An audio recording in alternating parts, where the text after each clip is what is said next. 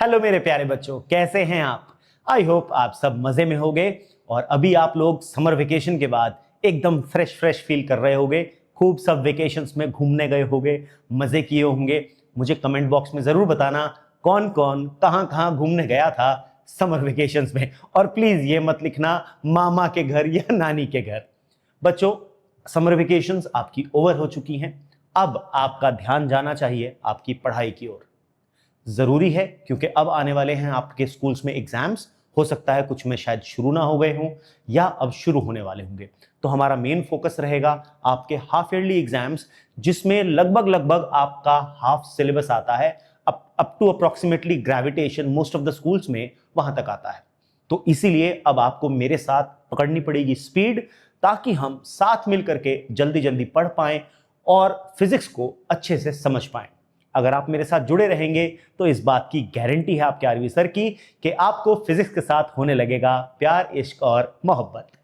बच्चों, आप मेरे को फॉलो कर सकते हैं। ये मेरा इंस्टाग्राम अकाउंट है, यहां फॉलो कीजिएगा, जरूर से करना। ये मेरा फेसबुक अकाउंट है और आप मेरे टेलीग्राम चैनल में भी जुड़ सकते हैं। यह है मेरा टेलीग्राम चैनल। इसको खास तौर पर सबको ज्वाइन करना है क्योंकि यहां पर आपको सारा study material free of cost provide किया जाएगा।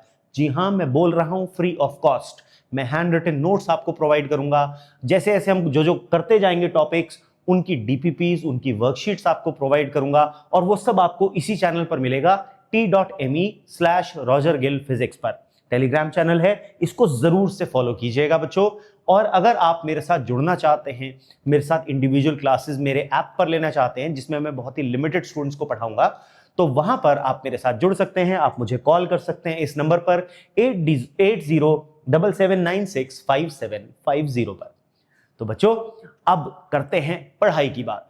हम लोग क्लास 11th की जब बात करते हैं तो सबसे पहले हमारे दिमाग में आता है हमारा चैप्टर नंबर 1, जो कि है यूनिट्स एंड मेजरमेंट्स। तो बच्चों, आज हम उसी चैप्टर के बारे में बात करेंगे। हम लोग बात करेंगे यूनिट्स एंड मेजरमेंट्स की। बड़ा ही इंटरेस्टिंग चैप्टर है, बड़ा ही मजेदार चैप्टर है और बहुत ही आसान है।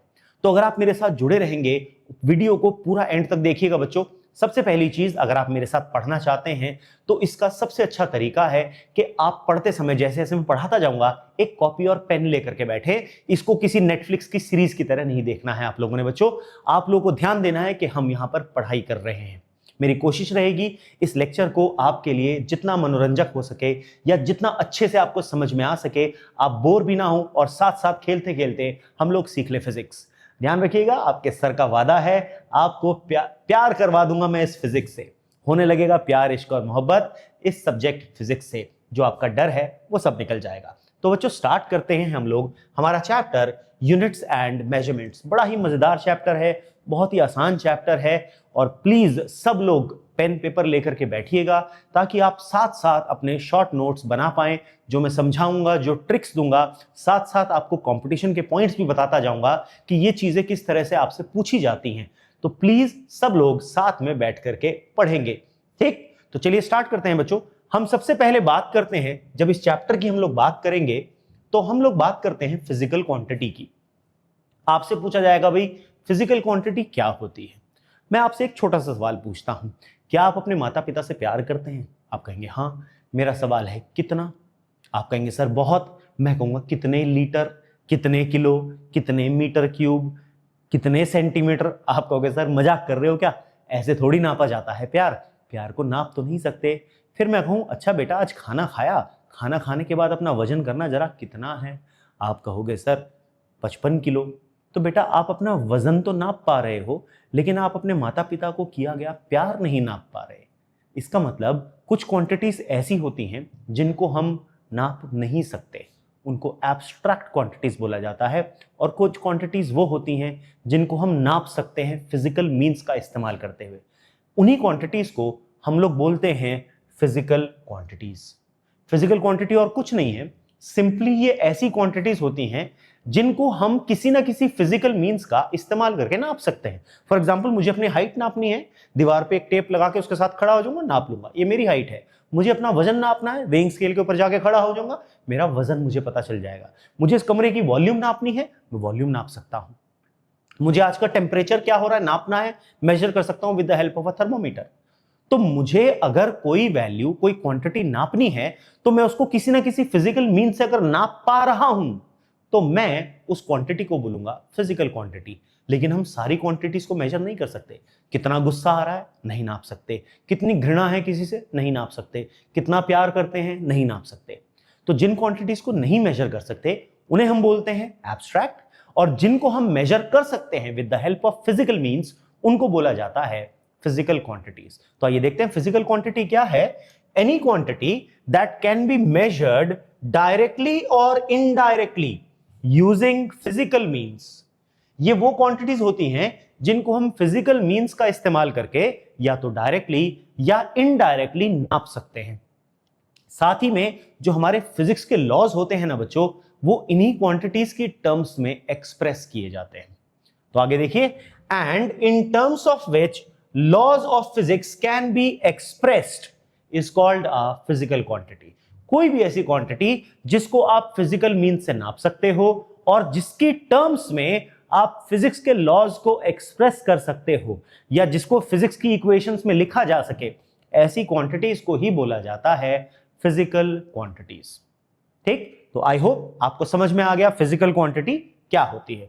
अब बच्चों जो फिजिकल क्वांटिटी है इसकी टाइप्स समझते हैं कि जो फिजिकल क्वांटिटीज है इनकी क्या क्या टाइप्स होती हैं। देखो, फिजिकल क्वांटिटीज को बांटने के कई तरीके हो सकते हैं। अगर मैं फिजिकल क्वांटिटी को बांटने की बात करूं तो मैं फिजिकल क्वांटिटी को दो कैटेगरीज के बेसिस पर बांट सकता हूं। हम पहली वाली समझते हैं on the basis of direction.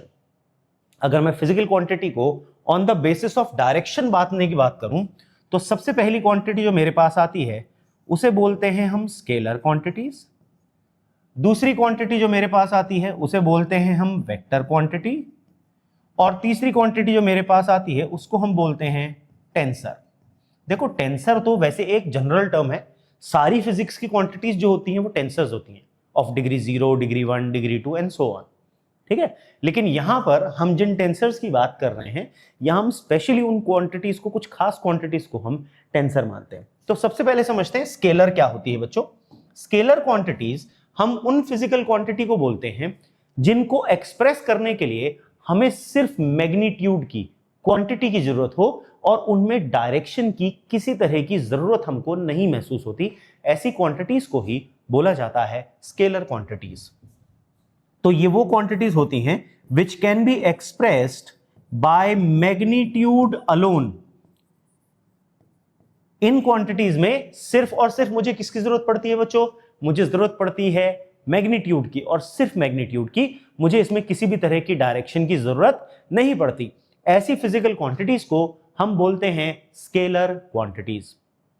इसके बाद आती है दूसरी वेक्टर क्वांटिटी। वेक्टर क्वांटिटी क्या होती है बच्चों? वेक्टर क्वांटिटी वो क्वांटिटी होती है जिसमें मैग्नीट्यूड तो होता ही है, साथ में मैग्नीट्यूड के हमें जरूरत पड़ती है डायरेक्शन की।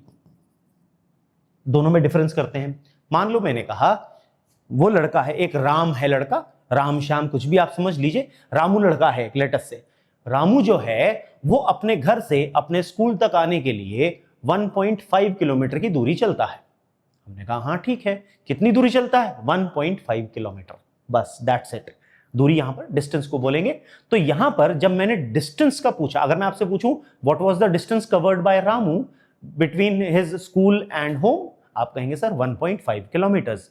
क्या यहां पर आपको वो दूरी समझाने के लिए बच्चों क्या किसी तरह की डायरेक्शन की जरूरत महसूस हुई? आप कहेंगे नहीं सर, हम बिना डायरेक्शन के भी इसको समझा सकते हैं। हम पूरी कंप्लीट सेंटेंस है, 1.5 किलोमीटर से आगे मुझे कुछ जानने की जरूरत नहीं है। तो वो जो डिस्टेंस उसने चला उसमें सिर्फ और सिर्फ आपको मैग्नीट्यूड चाहिए, 1.5 किलोमीटर। वो 1.5 किलोमीटर क्या था? उसका मैग्नीट्यूड। तो जो डिस्टेंस रामू जी चला, वो डिस्टेंस जो था उसकी वैल्यू थी 1.5 किलोमीटर अपने घर से अपने स्कूल तक आने के लिए। तो आपको इससे ज्यादा कुछ और बताने की जरूरत वहां पर नहीं है, इतना सफिशिएंट है डिस्टेंस को एक्सप्रेस करने के लिए। तो बच्चों इसको हम बोलते हैं स्केलर क्वांटिटी, जिसमें किसी भी तरह की किसी मैग्नीट्यूड की आपको जरूरत महसूस नहीं होगी। तो ऐसी क्वांटिटी को हम बोलते हैं स्केलर क्वांटिटी। दूसरा आता है बच्चों वेक्टर क्वांटिटी। अब अगर मैं बोलूं मुझे यहां से 100 मीटर की, मुझे यहां से सपोज 100 किलोमीटर की दूरी पर जाना है, बताओ मैं कौन से शहर में पहुंचूंगा। मैंने कहा मैं यहां से 100 किलोमीटर की दूरी चलता हूं, आपसे सवाल यह है बताओ मैं कौन से शहर में पहुंचूंगा। तो आप कहोगे सर मजाक कर रहे हो क्या, आप ऐसे कैसे बता सकते हो, जब तक आप मुझे बताओगे नहीं कि आप नॉर्थ की तरफ गए, ईस्ट की तरफ गए, साउथ की तरफ गए, वेस्ट की तरफ गए, तब तक 100 किलोमीटर के अंदर तो बहुत सारे शहर आ जाएंगे आपके चारों तरफ। तो आपको डायरेक्शन बतानी पड़ेगी। तो यहां पर मेरा जो डिस्प्लेसमेंट है बच्चों, उसमें जब तक आप डायरेक्शन नहीं जोड़ोगे आप मेरी फाइनल पोजीशन को बता नहीं सकते कि मैं अभी यहां सहारनपुर में खड़ा हूं तो यहां से मैं 100 किलोमीटर चलने के बाद किस शहर में पहुंचूंगा। आई बात समझ में। तो ये जो डिस्प्लेसमेंट हुआ, इसमें अगर मुझे फाइनल पोजीशन बतानी है कि मैं कहां पहुंचूंगा 100 किलोमीटर चलने के बाद, तो मुझे यहां पर साथ में आपको मेंशन करके बताना पड़ेगा बच्चों कि मैं किस दिशा में वो 100 किलोमीटर चला। अगर मैं ऐसा नहीं करता हूं तो मैं आप मेरी फाइनल पोजीशन नहीं बता पाएंगे कि मैं फाइनली किस जगह पर पहुंचूंगा। तो यहां पर आप ऑब्जर्व करोगे कि जो क्वांटिटी है डिस्प्लेसमेंट, उसमें मैग्नीट्यूड के साथ साथ आपको डायरेक्शन की जरूरत पड़ेगी। तो इसको हम बोलते हैं वेक्टर क्वांटिटी। एक और एग्जांपल से समझो। मान लो मेरे पास ये एक बॉक्स है, ये जमीन पर पड़ा है, ठीक है। अब मैंने इस पर 100 न्यूटन की फोर्स लगाई। कितनी फोर्स लगाई बच्चों? 100 न्यूटन की फोर्स लगाई। और मैंने आपसे सवाल पूछा बताओ ये बॉक्स किधर मूव करेगा। आप कहोगे सर फिर से मजाक कर रहे हो, आज तो आप मजाक के मूड में हो। यहां पर आप नहीं बता सकते कि ये किधर मूव करेगा जब तक आपको ये ना पता हो कि ये 100 न्यूटन की फोर्स मैंने कहां लगाई है। यस और नो। तो ये बहुत जरूरी हो जाता है आपको इस चीज का ध्यान रखना कि ये फोर्स कहां पर लगाई गई है, यानी डायरेक्शन का एसोसिएट होना जरूरी है। अगर मैं कहूं मैंने फोर्स में इधर से धक्का दिया तो ये बॉडी इधर मूव करेगी, अगर फोर्स में इधर से धक्का दिया तो बॉडी इधर मूव करेगी। तो आपको यहां पर फोर्स के साथ जब तक आप डायरेक्शन नहीं जोड़ोगे तब तक आप उसका इफेक्ट प्रिडिक्ट नहीं कर सकते। तो ये जो फोर्स है ये कैसी क्वांटिटी बन जाती है बच्चों? ये बन जाती है वेक्टर क्वांटिटी। आई बात समझ में। इसके बाद आते हैं हमारे टेंसर। अब ये टेंसर क्या है? ये कुछ खास तरह की फिजिकल क्वांटिटीज होती हैं जिनकी वैल्यू अलग अलग होती है, अलग अलग डायरेक्शंस या एक्सिस के अलोंग। हम इसको पढ़ेंगे क्लास 11th में, हम मोमेंट ऑफ इनर्शिया देखेंगे। इनकी अलग अलग एक्सिस पर अगर आप वैल्यू निकालोगे, सेम बॉडी का मोमेंट ऑफ इनर्शिया अलग अलग एक्सिस पर अलग अलग आएगा। तो इसका एग्जांपल है मोमेंट ऑफ इनर्शिया, जिसको हम क्लास 11th में पढ़ेंगे सिस्टम ऑफ पार्टिकल्स में, और क्लास 12th में रिफ्रैक्टिव इंडेक्स जो है वो इसके कॉमन एग्जांपल्स हैं। तो आई होप आपको क्लियर हो गया होगा यहां पर स्केलर, वेक्टर एंड टेंसर। तो चलिए इनकी डेफिनेशन भी देखते हैं। अब उससे पहले मैं आपसे ये सवाल पूछता हूं, अगर आपको ये कॉन्सेप्ट क्लियर हो गया तो जरा इस सवाल के बारे में सोचो। दो फोर्सेस हैं 9 और 9 न्यूटन की, जो एक बॉडी पर लग रही हैं। आपसे पूछा गया उस बॉडी पर लगने वाली रिजल्टेंट फोर्स क्या होगी। तो हम यहां पर दो सिंपल सी सिचुएशन लेते हैं।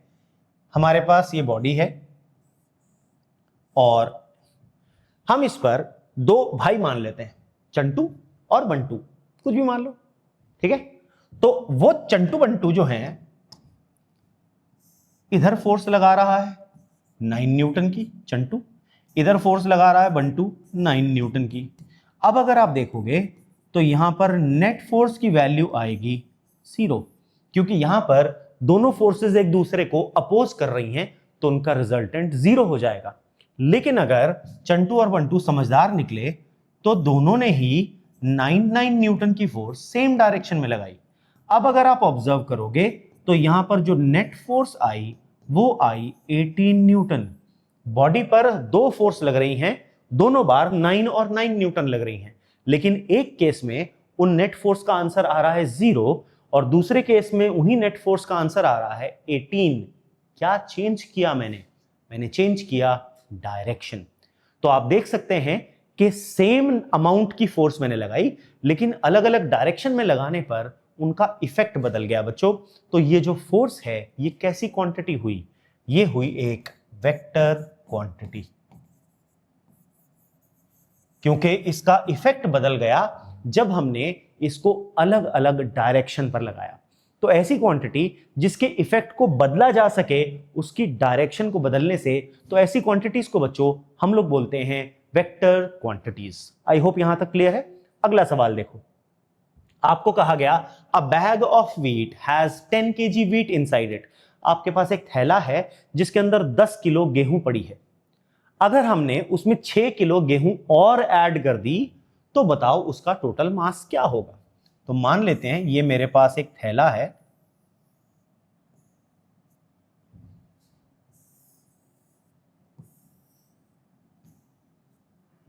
ठीक है, इसमें पहले से ही 10 किलो गेहूं पड़ी है।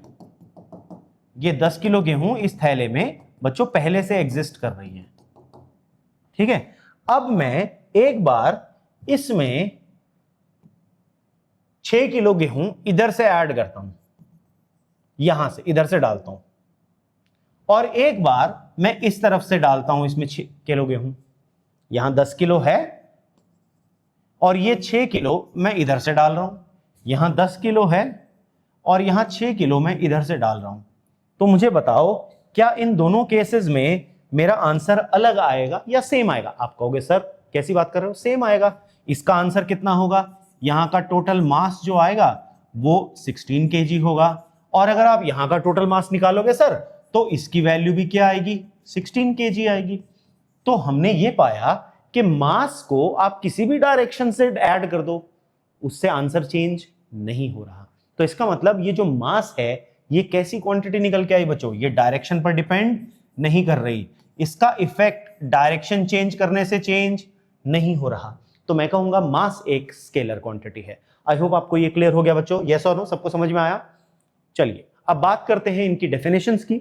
वेक्टर को या वेक्टर क्वांटिटी को हम कैसे डिफाइन करते हैं, तो हम कहते हैं a physical quantity that needs both magnitude as well as direction for its complete description is called a vector. Vector क्या है, एक ऐसी फिजिकल क्वांटिटी जिसको डिस्क्राइब करने के लिए आपको मैग्नीट्यूड के साथ साथ डायरेक्शन की जरूरत पड़ेगी, अदरवाइज उसका कंप्लीट डिस्क्रिप्शन नहीं हो सकता। ऐसी क्वांटिटी को बोलते हैं हम वेक्टर क्वांटिटी। एग्जांपल देखिए, डिस्प्लेसमेंट है, फोर्स है, वेलोसिटी है, एक्सेलरेशन, इन सबको हम समझेंगे आगे चैप्टर्स में, तो इसलिए परेशान होने की जरूरत नहीं है। ये सारी क्वांटिटीज वेक्टर क्वांटिटी कहलाती हैं। इसके बाद आते हैं एक क्वेश्चन पर, how will you describe mass of a body. अगर मैं आपसे कहूं बच्चों एक बॉडी है उसका मास डिस्क्राइब करो, तो आप मास को कैसे डिस्क्राइब करोगे, आप कहोगे mass is the quantity of matter contained inside a body। किसी भी बॉडी के अंदर कितना मैटर है उसकी क्वांटिटी को हम मास बोलेंगे। तो क्या यहां पर आपको मास को डिस्क्राइब करने में क्वांटिटी के अलावा किसी डायरेक्शन की आवश्यकता पड़ी, तो आप कहेंगे नहीं सर कुछ नहीं पड़ा, इसको तो सिर्फ आप क्वांटिटी बताओ, 10 किलो, 5 किलो, 2 किलो, 250 ग्राम, तो वो सब ये क्वांटिटी सिर्फ मैग्नीट्यूड पर चलती है, तो इसलिए इसको बोलेंगे हम स्केलर क्वांटिटी। तो स्केलर क्वांटिटी को अगर आपको डिफाइन करने को कहा जाए तो आपको याद रखना है स्केलर क्वांटिटी में आपको सिर्फ और सिर्फ मैग्नीट्यूड की जरूरत पड़ती है। एक और एग्जांपल देखिए, आपसे अगर कहा जाए how will you describe time interval between two events. मान लो ये आपके पास घड़ी है, घड़ी ने एक बार बजाए 2, ठीक, उसके बाद ये सुई मूव करके आ गई यहां पर, तो अब 2:02 हो रहा है। तो ये 2 इवेंट हुए, पहला इवेंट जब सुई 12 पर पहुंची, दूसरा इवेंट जब सुई 2 मिनट आगे पहुंच गई, मिनट वाली सुई जो है, ठीक। तो इन 2 इवेंट्स के बीच के इंटरवल को आप कैसे डिफाइन कर सकते हो, आप कहोगे सर ये इंटरवल जो है ये 2 मिनट के बराबर है। क्या यहां पर आपको north south east west x axis y axis z axis direction की जरूरत पड़ी, आप कहेंगे नहीं सर नहीं पड़ी हमको इसकी जरूरत। तो ये जो टाइम इंटरवल है ये कैसी क्वांटिटी हुआ बच्चों, ये हुआ स्केलर क्वांटिटी।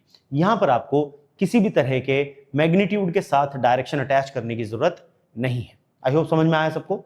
चलिए बात करते हैं स्केलर क्वांटिटी की। स्केलर क्वांटिटी क्या है, अ physical quantity that can be completely described by magnitude. ये एक ऐसी क्वांटिटी होती है जिसको आप सिर्फ और सिर्फ मैग्नीट्यूड से कंप्लीटली डिस्क्राइब कर सकते हो, इसी को बोलते हैं बच्चों स्केलर क्वांटिटी। इसका एग्जांपल देख लीजिए, टाइम स्केलर है, मास स्केलर है, डिस्टेंस स्केलर है, और स्पीड भी एक स्केलर क्वांटिटी होती है। आई होप आपको समझ में आया। अब बात करते हैं टेंसर की। टेंसर क्या है, मैंने आपको पहले ही बताया था अभी। टेंसर ऐसी फिजिकल क्वांटिटी होती है बच्चों जिसकी डायरेक्शन अलग अलग एक्सिस के अलोंग चेंज हो जाती है। तो अगर हम इसको डिफाइन करें, अ physical quantity that has different values along different directions is called a tensor. मैंने आपको कहा था क्लास 11th में हम पढ़ेंगे एक एग्जांपल जो कि है मोमेंट ऑफ इनर्शिया, और क्लास 12th में हम पढ़ेंगे इसका एक और एग्जांपल जो कि है रिफ्रैक्टिव इंडेक्स। आई होप बच्चों आपको यहां तक समझ में आया। टेंशन नहीं लेने का बच्चों, फिजिक्स को आसान बना दूंगा, पक्की बात, वादा रहा आपके आरबीए सर का। फिजिक्स में इतना मजा आने लगेगा कि आपको फिजिक्स के साथ हो जाएगा प्यार, इश्क और मोहब्बत। परेशान नहीं हो, मेरे साथ जुड़े रहो, वीडियो को बिल्कुल एंड तक देखना। अगर मेरा पढ़ाया समझ में आ रहा हो तो जरूर से चैनल को सब्सक्राइब करके जाना। आप लोग ज्यादातर वीडियोस तो देखते हो, सब्सक्राइब नहीं करते हो। सब्सक्राइब जरूर करना है बच्चों, आपके सर को मोटिवेशन मिलेगा आपके लिए इस तरह का और बेहतरीन फ्री कंटेंट लाने का। ये एकमात्र चैनल जहां पर आपको सारा कोर्स 100% सिलेबस मिलेगा कंप्लीटली फ्री ऑफ कॉस्ट। तो अपने दोस्तों के साथ इस चैनल को, इसकी वीडियोस को शेयर जरूर करें। और अगर आपको मेरा पढ़ाया पसंद आता है, समझ में आता है, तो प्लीज कमेंट्स जरूर कीजिएगा और वीडियोस को शेयर करना, और सब्सक्राइब करे बिना नहीं जाना। सब्सक्राइब नहीं करा, देख लो फिर। चलिए जी, टाइप्स ऑफ फिजिकल क्वांटिटीज। अब ये जो फिजिकल क्वांटिटीज हैं, इसको अगर हम डायरेक्शन के बेसिस को हटा करके जो दूसरा कैटेगरी आती है on the basis of dependence, इस पर समझे तो जो फिजिकल क्वांटिटी है बच्चों, इनको हम दो कैटेगरी में बांट सकते हैं। एक होती है फंडामेंटल फिजिकल क्वांटिटी और दूसरी कहलाती है डिराइव्ड फिजिकल क्वांटिटी। ठीक है, दो तरह की फिजिकल क्वांटिटीज हम यहां पर नाम देते हैं, एक है फंडामेंटल, दूसरी है डिराइव्ड। दोनों में क्या फर्क है?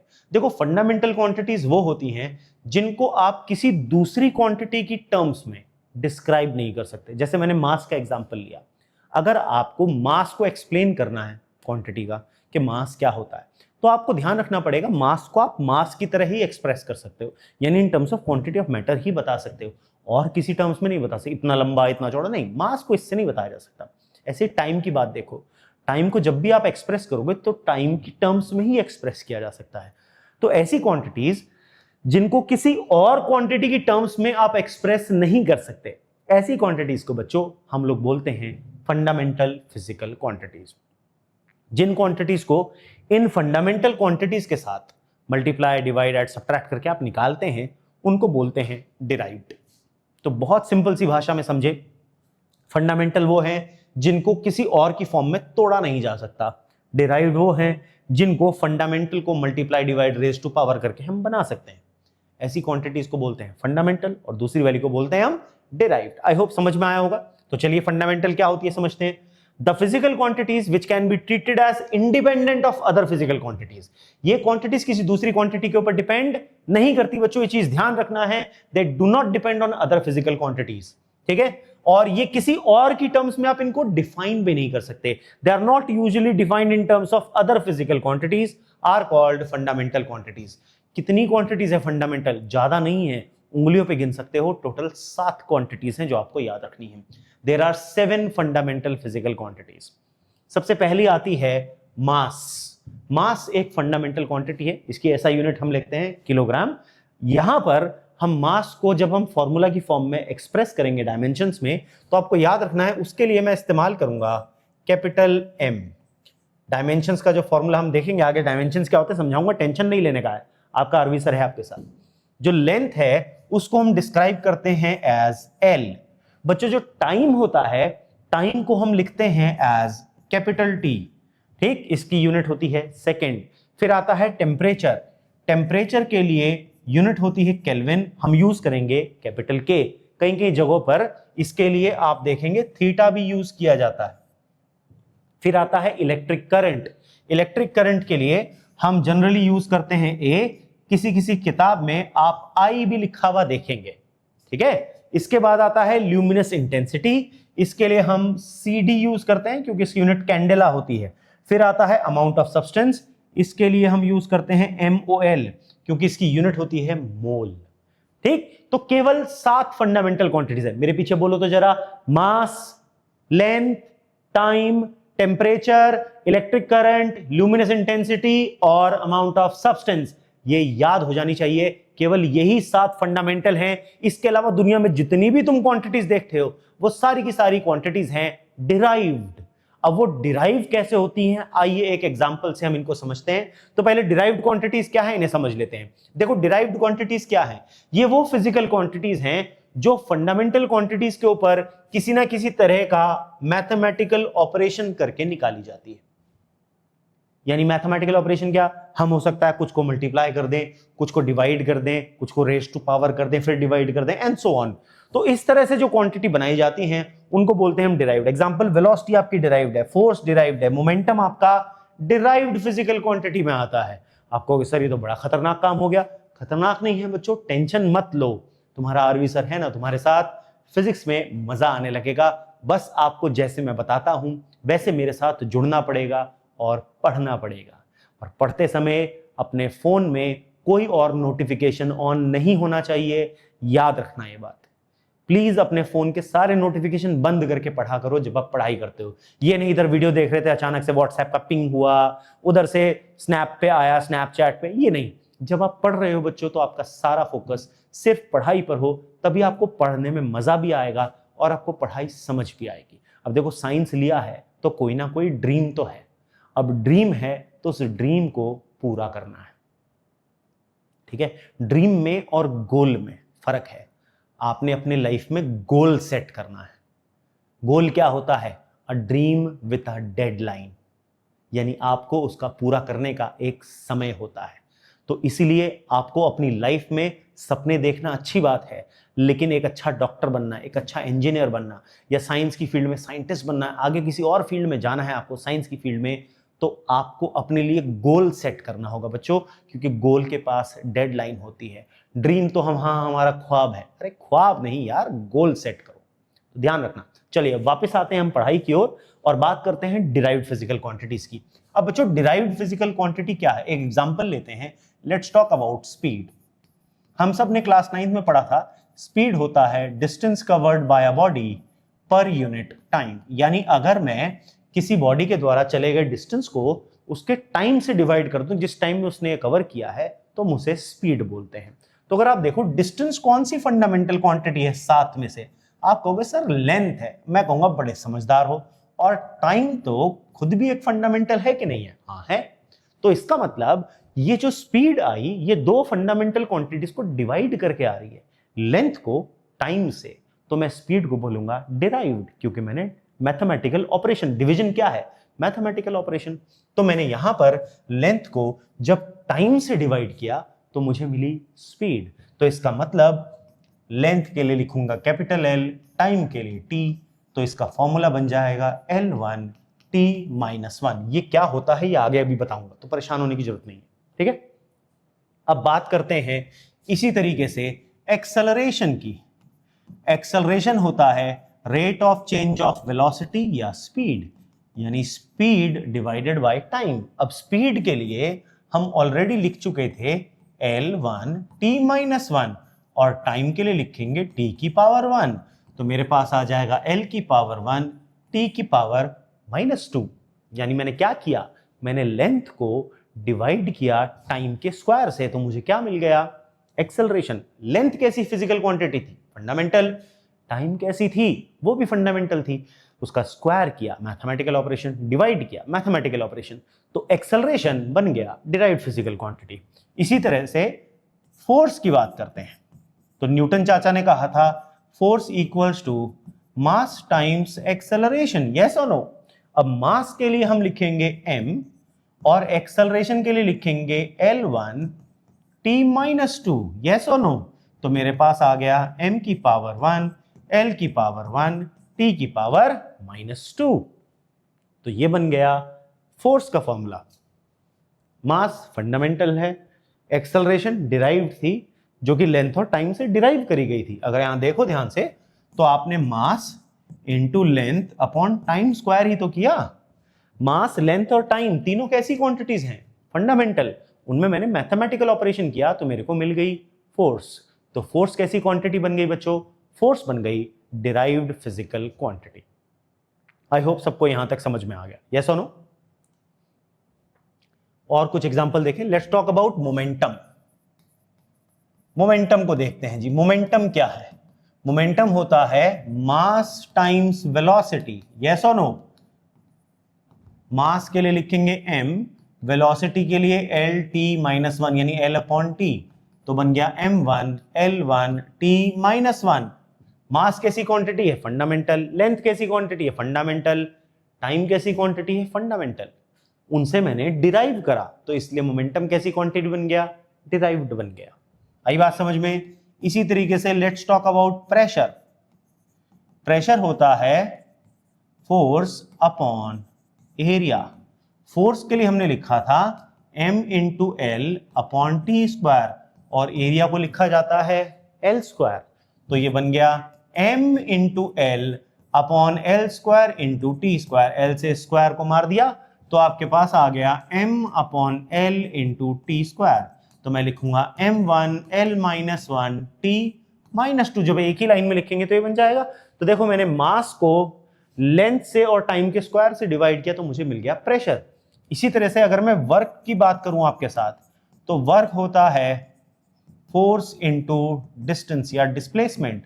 फोर्स के लिए m into L upon t square लिखते हैं, और डिस्टेंस तो खुद l है, तो आपके पास बन गया m into L square upon t square. एक ही लाइन में लिखने की कोशिश करूं, m1 l स्क्वायर टी की पावर माइनस टू। तो ये बन गया हमारे पास derived physical quantity. Work is a derived physical quantity. आई बात समझ में सबको? तो जब हम किन्हीं क्वांटिटीज को फंडामेंटल क्वांटिटीज पर किसी तरह का मैथमेटिकल ऑपरेशन करके हम बनाते हैं, उन क्वांटिटीज को ही बच्चों बोला जाता है derived physical quantities. I hope आपको यहां तक मेरा लेक्चर समझ में आया होगा सबको। यस और नो? चलिए, अब जब भी हम किसी क्वांटिटी को नापने की बात करते हैं ना बच्चों, तो नापते समय हम अक्सर दो ही चीजों को लिखा करते हैं। एक सिंपल से एग्जांपल से समझते हैं। मान लीजिए मैं आपको कहता हूं बताओ जी इस बोर्ड की लेंथ कितनी है, चौड़ाई जो है इस बोर्ड की वो कितनी है। आप कहेंगे सर अप्रोक्सीमेटली इसकी जो लेंथ है वो मान लीजिए 107 लेट अस से एग्जांपल लेते हैं 2.5 मीटर्स है। ठीक है। अब अगर आप ध्यान दो इसकी लेंथ को लिखते समय, लेंथ क्या है यहां पर? लेंथ एक फिजिकल क्वांटिटी है बच्चों, जिसको हमने नापा। नापने वाली क्वांटिटीज को हम क्या बोलते हैं? फिजिकल क्वांटिटी है। ये जो 2.5 है ये क्या है? ये नंबर है या न्यूमेरिकल कोफिशिएंट भी बोल सकते हैं। m क्या है बच्चों? यहां पर यूनिट है। तो अगर आप ध्यान दो, जब भी आप किसी क्वांटिटी को लिखते हो तो उसमें हमेशा दो चीजें होती हैं। एक फिजिकल क्वांटिटी है जिसमें नंबर भी होगा और जिसमें एक यूनिट भी साथ में जुड़ी हुई होगी। तो आपको ये चीज ध्यान रखनी है कि physical quantity is equal to number into unit. आई बात समझ में सबको? यस और नो? तो ये ध्यान रखना है आपको। तो जब भी हम किसी क्वांटिटी की बात करते हैं, हम किसी भी फिजिकल क्वांटिटी को लिख सकते हैं as Q equals to NU। ध्यान क्या है यहां पर? N क्या है बच्चों? N है नंबर, न्यूमेरिकल कोफिशिएंट, और U क्या है यहां पर? U है आपकी यूनिट। अलग अलग क्वांटिटीज की यूनिट अलग अलग होती है। फोर्स की न्यूटन, लेंथ की मीटर, मास की किलोग्राम, टाइम की सेकंड। तो ये यूनिट है। तो जो क्वांटिटी आप नाप रहे होगे उसकी यूनिट आपको यूज करनी होगी, और यहां पर लिखना होगा उसका नंबर या न्यूमेरिकल कोफिशिएंट। क्लियर है बात? यस और नो? तो अब अगर आप ध्यान से देखो, ये क्वांटिटी तो कांस्टेंट है। कैसे? अगर मैं देखूं ध्यान से, इसी लेंथ को मैं 250 सेंटीमीटर भी लिख सकता हूं, या 2500 मिलीमीटर भी तो लिख सकता हूं।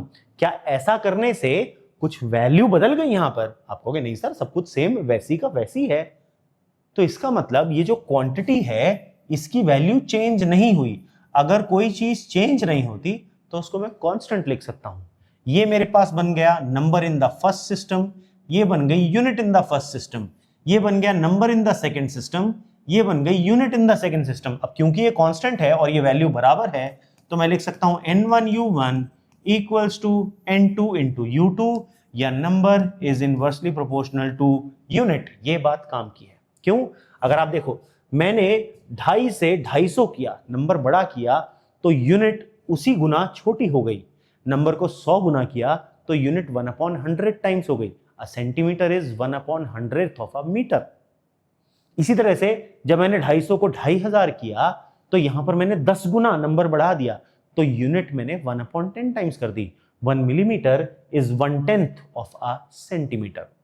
ठीक, तो आपको याद रखना है किसी भी क्वांटिटी को नापते समय आप ये वैल्यू याद रखेंगे, n into you is a constant. जब आप उसका यूनिट चेंज करेंगे, उसका सिस्टम ऑफ यूनिट्स बदलेंगे, जो हम आगे देखेंगे ये कॉन्सेप्ट क्या होता है, तब आप इस पॉइंट को ध्यान में रखेंगे। आई होप बच्चों आपको मेरा पढ़ाया यहां तक समझ में आ रहा है, मजा आ रहा है कि नहीं आ रहा है? जल्दी से लाइक बटन दबाओ और फटाक से कमेंट करो और वीडियो को शेयर करो। ठीक है, आई होप मैं क्लियर दिख रहा हूं, ब्लड तो नहीं हो रही वीडियो भाई, कभी कभी ब्लड हो जाती है इसलिए बीच बीच में चेक करते रहना पड़ता है। ठीक है, अगर कुछ गड़बड़ सी दिखे तो मुझे बताना। चलिए अब बात करते हैं, ये जो मैंने यूनिट की बात करी, ये फिजिकल यूनिट क्या है? What is this physical unit? Physical unit एक स्टैंडर्ड अमाउंट है किसी भी क्वांटिटी का जिसको आप नाप रहे हैं। आप किसी भी क्वांटिटी को जिसको आप नाप रहे होते हैं बच्चों, उसकी एक स्टैंडर्ड वैल्यू ली जाती है, उसी स्टैंडर्ड वैल्यू को हम बोलते हैं यूनिट। फॉर एग्जाम्पल, अगर लंबाई को नापना हो तो उसका एक स्टैंडर्ड फिक्स किया साइंटिस्ट ने, जो उसकी ऐसा यूनिट है, स्टैंडर्ड यूनिट है, वो होती है मीटर। 1 मीटर लगभग आपने कपड़े वाले के पास गए होगे तो आपने देखा होगा स्टील की रॉड है, वो उससे नाप रहा होता है कपड़ा देते समय आपको, तो दैट इज 1 मीटर। तो वो एक स्टैंडर्ड सेट किया, ऐसी कुछ भी ऐसे हाथ फैला करके शाहरुख खान की तरह, वो 1 मीटर नहीं है। 1 मीटर एक फिक्स्ड रॉड का साइज है कि नहीं है?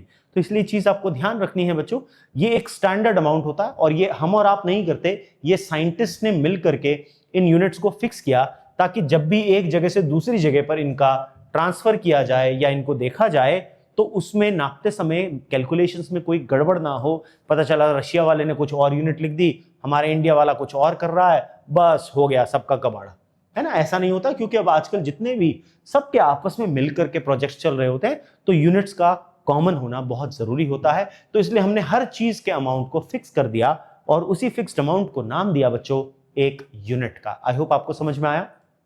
चलिए, अभी जो फिजिकल यूनिट होती है इसकी कुछ डिजायरेबल कैरेक्टरिस्टिक्स होती हैं जो आपको पता होनी चाहिए। सबसे पहला, इस यूनिट को वेल डिफाइंड होना जरूरी है। ऐसी कुछ भी नहीं मान लोगे कि कुछ भी रैंडम क्वांटिटी है उसको हमने मान लिया। इसको प्रॉपर डिफाइन करने का एक तरीका होता है, उसी प्रॉपर तरीके से इसको डिफाइन किया जाना चाहिए। रैंडम ऐसी कुछ भी मान करके अपने आप ऐसे कुछ डिफाइन आप नहीं कर सकते। ये एक स्टैंडर्ड अमाउंट है जो एक प्रॉपर डेफिनेशन से ही पता चलता है कि हर बार इतना ही होना चाहिए, क्योंकि रिपीटेटिव होता है यूनिट का काम। अब देखो, सब्जी लेने जा रहे हो, वही 1 किलो का बाट सबके पास है, तो वहां पर रिपीटेड अमाउंट में बनाना पड़ा। ऐसा नहीं कि 1 किलो एक सब्जी वाला ले आया, दूसरे को मिला ही नहीं 1 किलो, ऐसा नहीं है।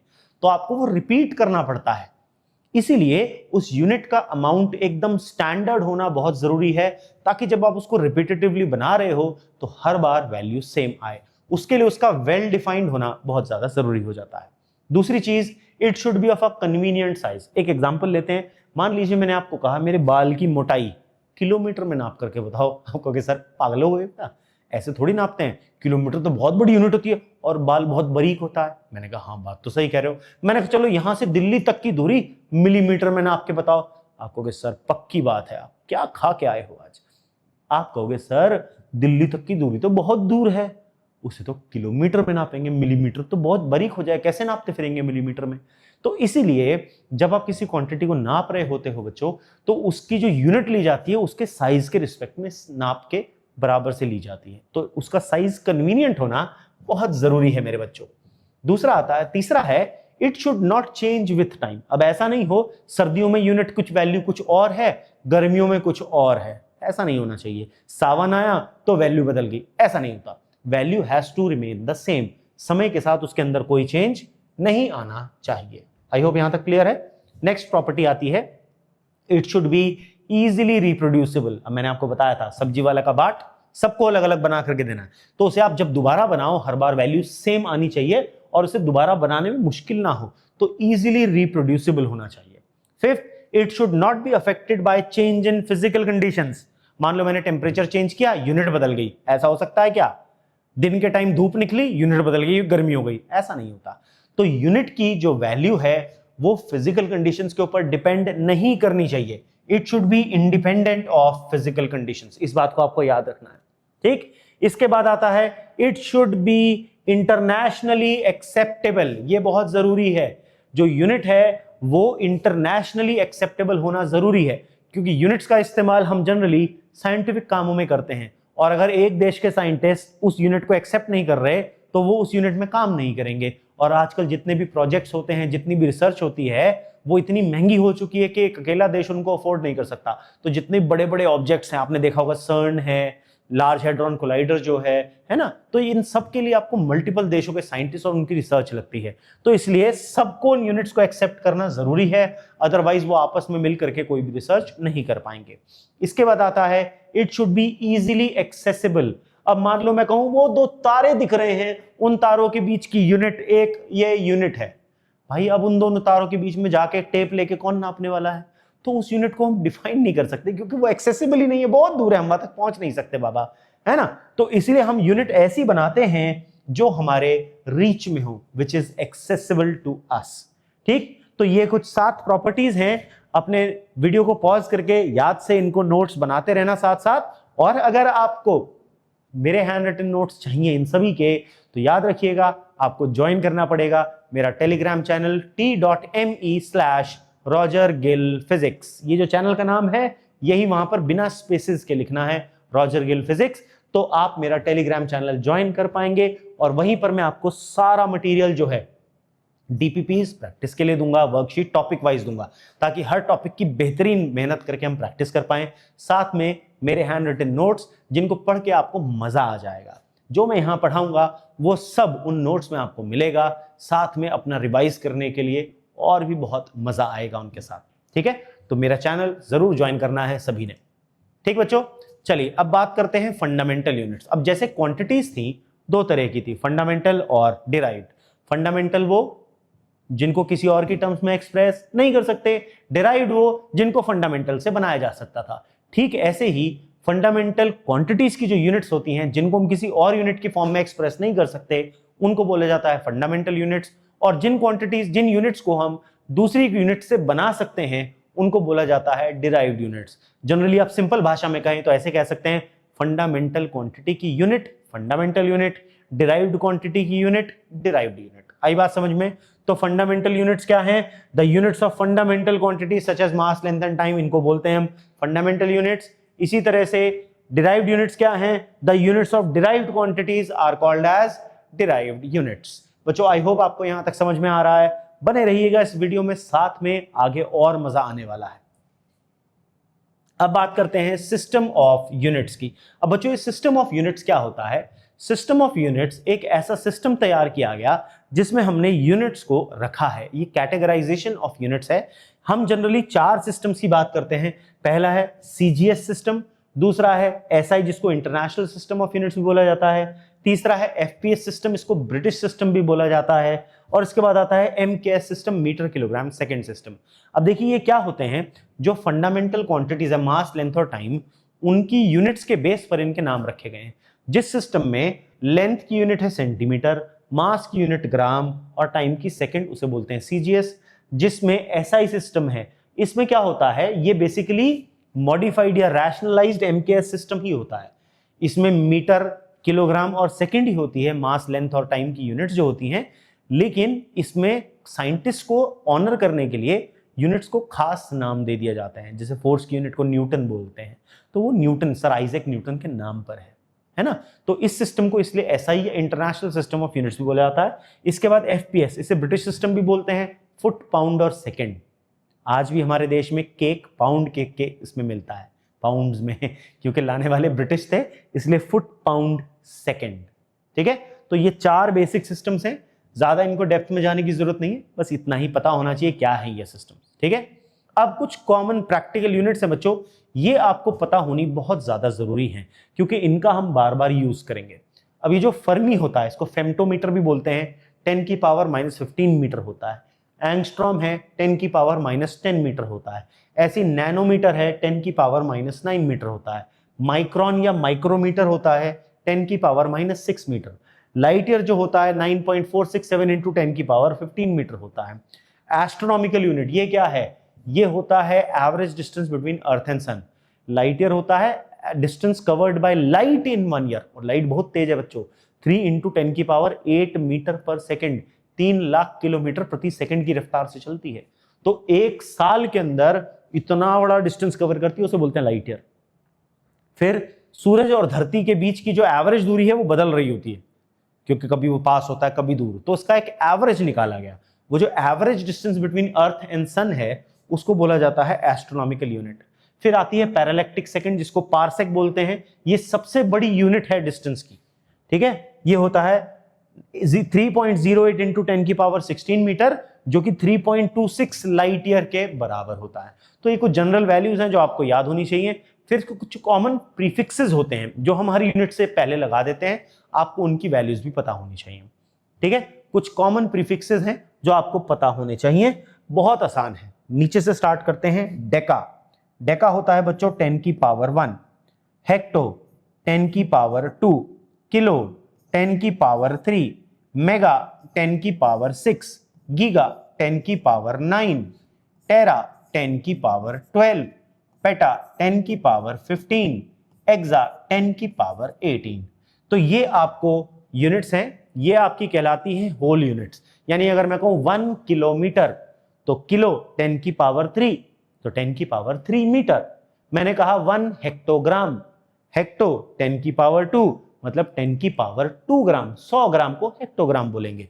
इसी तरह से 1 टेराबाइट 10 की पावर 12 बाइट, 1 गीगा न्यूटन 10 की पावर 9 न्यूटन, 1 मेगावाट 10 की पावर 6 वॉट, 10 लाख वॉट। आई बात समझ में? तो ये होती हैं हमारी होल यूनिट्स। ये तो है 1 से बड़ी यूनिट्स, होल यूनिट्स। फिर 1 से छोटी यूनिट होती है, उनको बोलते हैं सब यूनिट्स।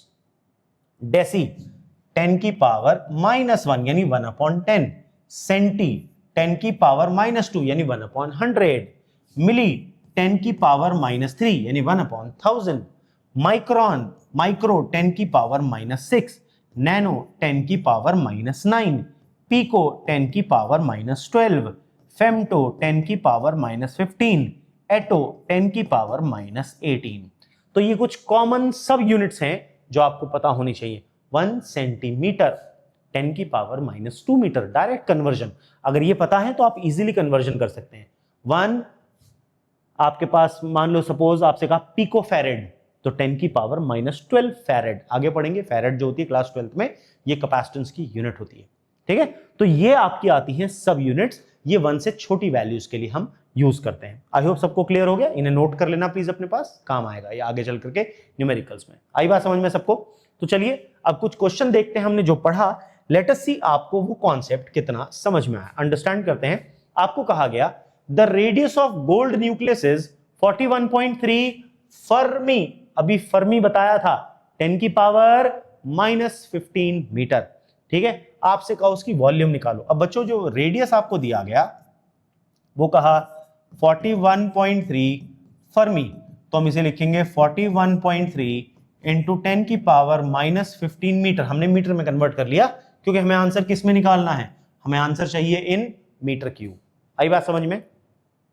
अब जो न्यूक्लियस है कौन सी शेप होगी, कौन सी शेप होगी? अगर किसी ने सर्कल बोला तो भाई यही अंडा मिलेगा।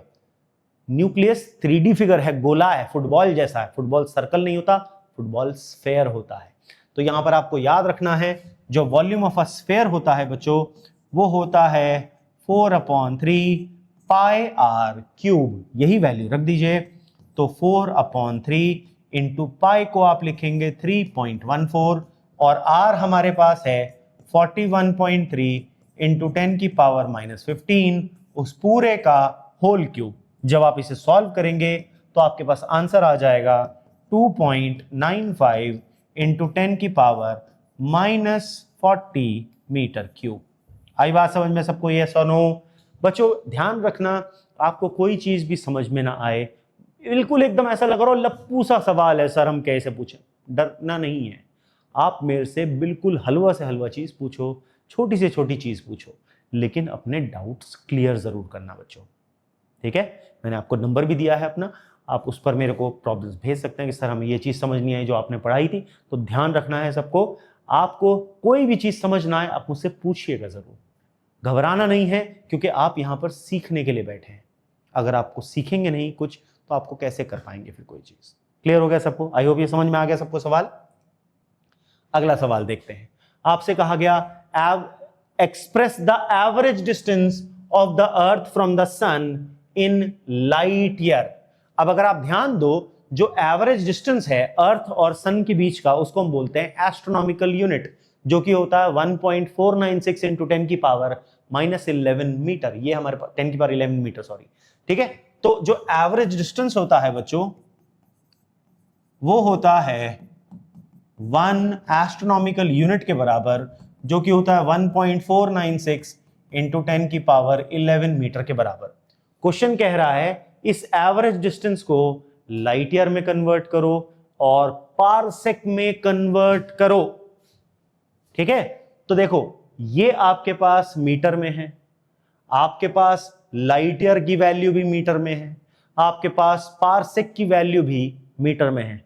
अगर आपको इसको पारसेक में कन्वर्ट करना है तो इसको पारसेक वाली वैल्यू से डिवाइड कर दीजिए। अगर आपको इसको लाइट ईयर में कन्वर्ट करना है तो लाइट ईयर वाली वैल्यू से डिवाइड कर दीजिए, आपके पास आंसर आ जाएगा।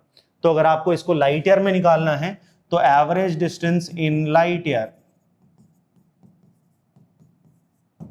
तो आप 1.496 इंटू 10 की पावर 11 डिवाइडेड बाय 9.467 इंटू 10 की पावर 15 कर देंगे। इसी तरीके से अगर आपको एवरेज डिस्टेंस इन पारसेक निकालना है तो 1.496 इंटू 10 की पावर 11 डिवाइडेड बाय 3.08 इंटू 10 की पावर 16 कर देंगे। तो आपके पास दोनों ही आंसर निकल करके आ जाएंगे, 1.58 इंटू 10 की पावर -5 और 4.86 इंटू 10 की पावर -6। आई होप आपको समझ में आया बच्चों, ये सुनो। तो इस तरह से आप इन डिस्टेंसेस को कन्वर्ट कर सकते हैं। जो एवरेज डिस्टेंस होता है सन और अर्थ के बीच का, उसको आप कन्वर्ट कर सकते हैं into light year and in parsec, ठीक है। अब बात करते हैं बच्चों हम ऑर्डर ऑफ मैग्नीट्यूड की। अब ये ऑर्डर ऑफ मैग्नीट्यूड क्या होता है?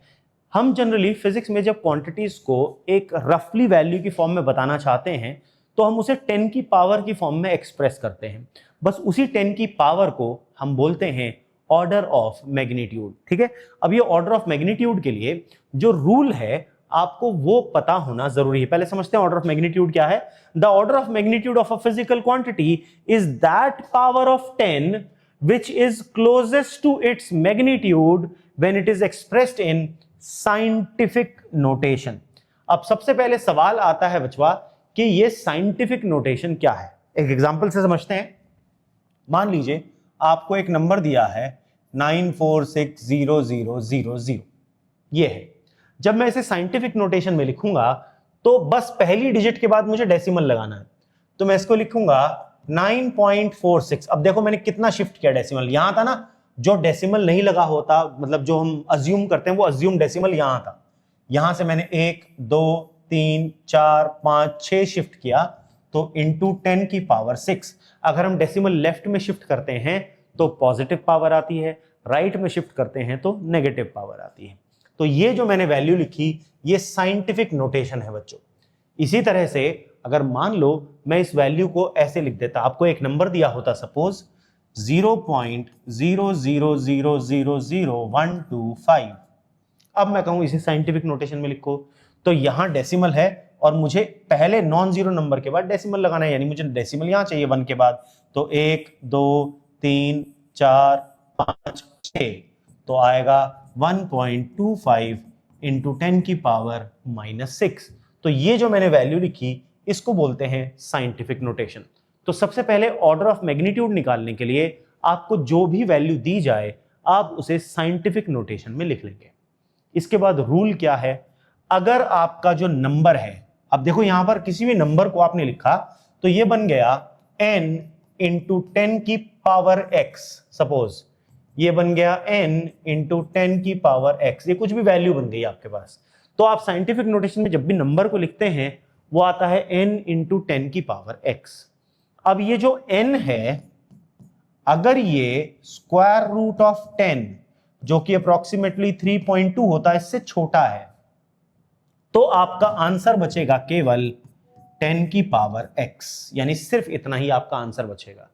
लेकिन अगर आपका n greater than equal to under root of 10 है जो कि अप्रोक्सीमेटली 3.2 होता है, तो आपका आंसर आएगा 10 की पावर x प्लस 1, यानी पावर में हम 1 ऐड कर देंगे। अगर वो नंबर 3.2 या उससे बड़ा है तो आप पावर में 1 ऐड कर देंगे। ये होता है बच्चों ऑर्डर ऑफ मैग्नीट्यूड। अब इसे एग्जांपल से समझते हैं। लेट अस सी कैसे हम ऑर्डर ऑफ मैग्नीट्यूड कैलकुलेट करते हैं। तो सबसे पहला सवाल जो आपको दिया गया है, आपको इन नंबर्स के ऑर्डर ऑफ मैग्नीट्यूड लिखने हैं। ठीक है, तो इस नंबर को मैं साइंटिफिक नोटेशन में लिखूं तो 8 इंटू 10 की पावर 0 लिख सकता हूं। यस और नो? अब क्योंकि 8 जो है वो 3.2 से बड़ा है, अंडर रूट 10 से बड़ा है, तो इसकी जगह मैं ये जो पावर थी इसमें 1 ऐड कर दूंगा, तो मेरा आंसर आएगा 10 की पावर 0 प्लस 1 यानी 10 की पावर 1। तो ऑर्डर ऑफ मैग्नीट्यूड 10 की वो पावर हो गई, तो मेरा ऑर्डर ऑफ मैग्नीट्यूड हो गया 1। समझ में आया ऑर्डर ऑफ मैग्नीट्यूड क्या है? 10 की पावर। 10 की पावर को बोलते हैं ऑर्डर ऑफ मैग्नीट्यूड। ऐसे ही 49 है, इसको अगर मैं साइंटिफिक नोटेशन में लिखूंगा तो 4.9 इंटू 10 की पावर 1। अभी जो 4.9 है बच्चों, ये रूट 10 से बड़ा है, 3.2 से बड़ा है, तो इसको मैं लिखूंगा 10 की पावर 1 ऑलरेडी थी, उसमें 1 ऐड कर देना है, तो 10 की पावर 2 यानी ऑर्डर ऑफ मैग्नीट्यूड हो गया 2। आया समझ में सबको? इसके बाद आता है 999, 9.99 इंटू 10 की पावर 2। ये वैल्यू फिर से जो है रूट 10 से बड़ी है, तो 10 की पावर 2 प्लस 1 हम लिखेंगे 10 की पावर 3, यानी order of magnitude for this number is 3। इसी तरीके से 753,000, इसको हम लिखेंगे 7.53 इंटू 10 की पावर 5। तो 7.53 रूट 10 से बड़ा होता है, 3.2 से बड़ा होता है, तो 10 की पावर 5 प्लस 1 10 की पावर 6, तो ऑर्डर ऑफ मैग्नीट्यूड इज 6। समझ में आया सबको? इसी तरीके से 0.05 आप इसको लिखेंगे 5 इंटू 10 की पावर -2। ये फिर से जो है नंबर ये रूट 10 से बड़ा है, तो हम लिखेंगे 10 की पावर -2 प्लस 1 यानी 10 की पावर -1, तो order of magnitude is -1। I hope बच्चों सबको ऑर्डर ऑफ मैग्नीट्यूड समझ में आया।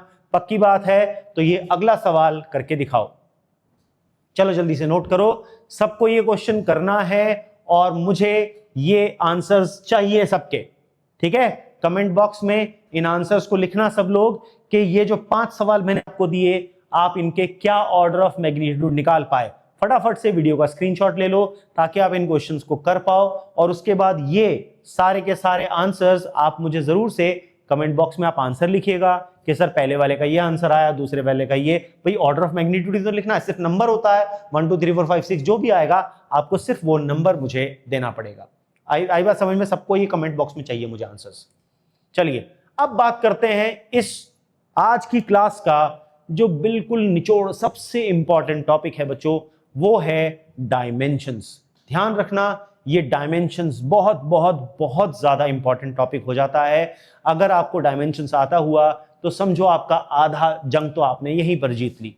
ठीक, तो बने रहना है मेरे साथ, पूरी वीडियो देखनी है। वीडियो पसंद आए तो बच्चों क्या करना है, वीडियो पे कमेंट करना है, वीडियो को लाइक करना है, चैनल को सब्सक्राइब करना है और अपने दोस्तों के साथ इस वीडियो को शेयर करना है। हम यहाँ पर एक ही शॉट में पूरा डायमेंशंस आज कंप्लीट करेंगे। डायमेंशंस क्या होती है, डायमेंशंस के क्या यूजेस हैं, और ये सब हमने आज बेसिक्स ऑफ डायमेंशंस कंप्लीट करना है आज एक ही क्लास में। ठीक है, तो चलिए डायमेंशंस क्या है। अगर आप याद करो, जब मैंने आपको डिराइव्ड फिजिकल क्वांटिटीज को बताया, फॉर एग्जांपल मैंने अगर फोर्स की बात करी तो मैंने फोर्स के लिए लिखा m की पावर 1, l की पावर 1, t की पावर -2। अगर नहीं याद आ रहा वीडियो को रिवाइंड करके देखो, आपको मिल जाएगा। फोर्स के लिए हमने mlt -2 लिखा था। इसी तरीके से जब मैंने प्रेशर को लिखा था तो मैंने प्रेशर के लिए लिखा था m1 l -1 t -2। इसी तरीके से जब मैंने वर्क के लिए लिखा था तो मैंने लिखा था m की पावर 1, l की पावर 2, t की पावर -2।